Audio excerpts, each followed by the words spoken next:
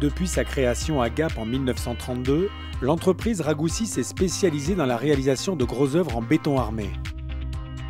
Elle a ensuite étendu son activité à la conception-réalisation, utilisant les techniques de construction les plus performantes. Une entreprise du BTP compétitive, déjà solidement installée dans la réussite depuis des décennies, classée numéro 1 en termes de performance dans le Grand Sud par le magazine Le Moniteur. Consciente que la réussite de ces projets est liée à la gestion d'une équipe performante sur les chantiers, les établissements Ragoussi ont mis en place des outils de motivation concrets afin d'intéresser les salariés à la vie de l'entreprise. Le but, fidéliser sa main-d'œuvre qualifiée. Mais bien au-delà de cette démarche citoyenne, cette entreprise modèle a trouvé le moyen de conserver et de transmettre son savoir-faire précieux en mettant en place un système de formation et de tutorat. Plus impliqué, le personnel est plus efficace et forme une véritable équipe. L'entreprise Ragoussi développe ainsi sa propre culture d'entreprise avec une gestion unique des ressources humaines en interne. Quelqu'un qui est bien, que l'on va aider à gérer ses problèmes personnels, il va être bien sur le chantier. S'il est bien sur le chantier, il fera du bon boulot. S'il fait du bon boulot, l'objectif est atteint. Partons à la rencontre de 3 exemples de binômes constitués par l'équipe dirigeante de l'entreprise Ragoussi. Pour chaque binôme, le tuteur est volontaire, motivé par l'envie de transmettre son savoir. Arrête là. Passe un peu là. Allez, mola, mola. Hop. Il est fier de son apprenti qu'il forme depuis 2 ans. De son côté, Xavier est en admiration devant son mentor, qui lui a tout appris. C'est pour lui un exemple à suivre pour réussir dans ce métier qu'il a découvert avec passion. Le BTP pour moi, franchement c'est la vie, hein, parce que je me lève, je me couche, je pense à mon boulot et je lève, je me pense à mon boulot. Qu'est-ce que t'en dis, toi, Todd? 2. Qu'est-ce qu'il faut avoir comme qualité pour être un bon chef? Il faut déjà savoir travailler. Voilà, déjà. Il est tellement passionné que même à moi, il arrivait à me faire... C'est lui qui me fait prendre la passion pour le bâtiment, quoi. C'est comme quand on voit quelqu'un qui fait un sport extrême, quand on se dit tiens, ça a l'air vachement facile ce qu'il fait, ça donne envie de faire pareil, et lui c'est pareil, il fait des trucs tellement beaux et tellement bien réussis que tu te dis allez, moi l'objectif c'est de faire pareil, va te faire mieux, mais bon, ça c'est pas possible pour le moment. Mais... Il y a toutes les qualités. Pour un jeune de 18 ans, 17 ans, pour moi, il y a toutes les qualités. Ce sera un bon travailleur dans 3-4 ans. Il y a toujours des trucs à apprendre. Des trucs à apprendre. Mais je pense qu'il a la capacité de les apprendre. Ce qui est très bien. Et moi, franchement, ouais. Un bon jeune, son âge. Ah bah, lui ressembler, c'est pas que j'aimerais, c'est un peu un rêve, quoi. Arriver à sa pointure. Non, pour moi, il est en haut de l'échelle et moi, je suis encore par terre, quoi. Écarte un petit peu le mur. Écarte, là. Là. Là, tu peux manquer, là. C'est bon. Et lorsqu'on a choisi un tuteur compétent comme ça, l'apprenti, c'est son mentor, il l'admire. Et du coup, il trouve, en dehors de l'intérêt propre du métier, l'intérêt d'être guidé par quelqu'un qui est motivé.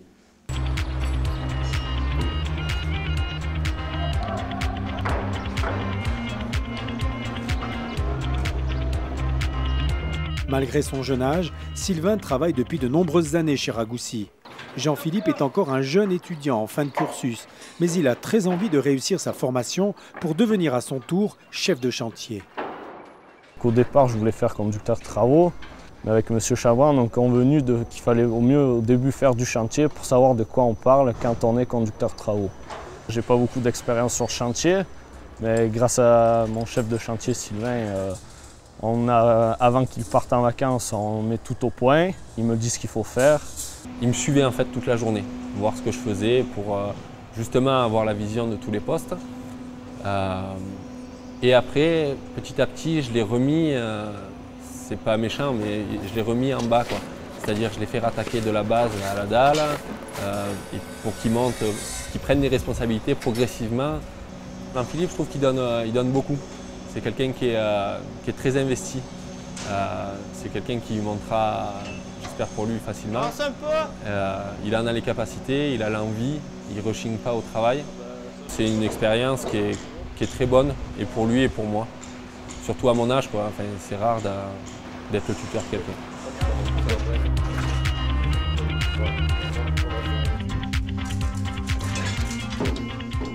On est amis et je le considère comme mon petit frère sur le chantier. J'ai pris soin de lui et après il a su s'affirmer tout seul.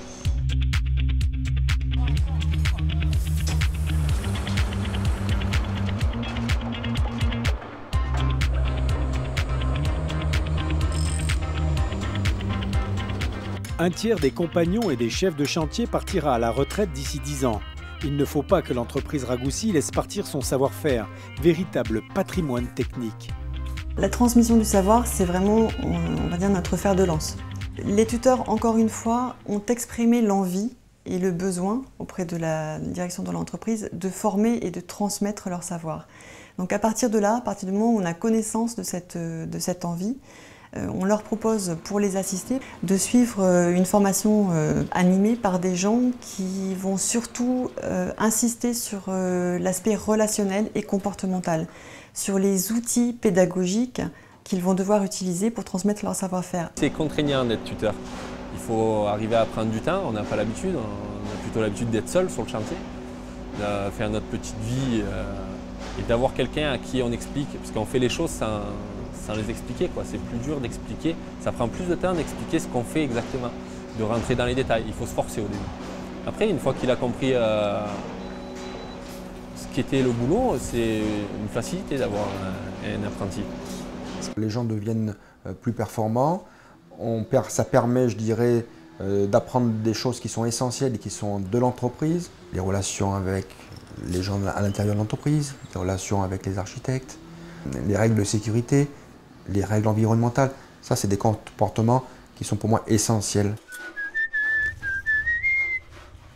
Ce qui me motive, c'est de permettre au personnel, aux ouvriers, de s'élever, d'acquérir des compétences, d'avoir le sentiment que lui progresse, de se fixer des objectifs au sein de l'entreprise et de ne pas regarder simplement « oui, il faut que je fasse mes 20 mètres de mur ». Non, oui, je vais acquérir cette compétence, je vais passer ce niveau, l'entreprise va me former, je vais pouvoir dans 2 ans arriver à ce niveau. Donc ça, c'est vraiment important pour fidéliser et puis pour intéresser l'ouvrier. Ça a un coût pour l'entreprise, mais c'est le seul moyen, alors ça j'en suis sûr, c'est le seul moyen pour vraiment former du personnel, pour alimenter l'entreprise en personnel compétent et motivé.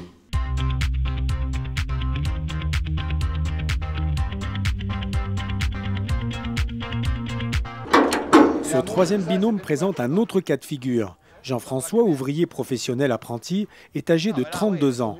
Il a changé de métier. C'est un ancien commercial multicarte. Alfred est un chef d'équipe maçon confirmé. Depuis 3 ans, il accompagne Jean-François avec patience et peu à peu le sécurise. Non, c'est quelqu'un qui m'a énormément appris, qui m'a tout appris. Ouais. Je suis arrivé, je ne savais rien. C'est parce que c'était qu'une clé, une branche, ni quoi que ce soit. Je lui ai dit, si tu veux apprendre, il faut poser les bonnes questions. Les bonnes questions. Si moi je fais comme ça, c'est qu'il y a une signification. À toi de voler le métier avec les yeux. Moi, je suis là pour te donner les bonnes réponses. C'est un bon professeur.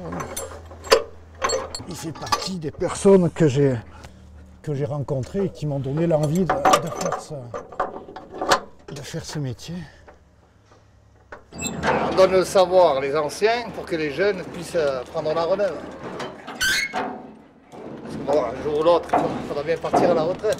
Donc on essaye de laisser la place aux jeunes, leur donner toutes les ficelles. Disons qu'en rupture avec mon ancien travail, où il y avait beaucoup de paraître, de faux semblants, de négociations, de choses comme ça, là, je suis toujours sur des bases, c'est toujours beaucoup plus franc, c'est toujours beaucoup plus clair. C'est mieux, je préfère. Mon souhait le plus fort, c'est qu'ils me poussent, quoi. Qu'ils prennent ma place. Ça, c'est le souhait le plus fort, qu'ils soient meneurs. Pour moi, il est second, et j'espère qu'à la fin du truc, il sera meneur. Quand on est jeune, qu'on a l'enthousiasme, c'est vraiment du bonheur, quoi. Le plaisir, il y est pour l'entreprise qu'il emploie, parce qu'elle voit qu'il se régale et qu'il est dynamique et qu'il est enthousiaste. Mais pour lui, je sais, ça on parle toujours un petit peu avec son expérience personnelle, quoi. Mais quand on est jeune et qu'on est enthousiaste, on prend du plaisir.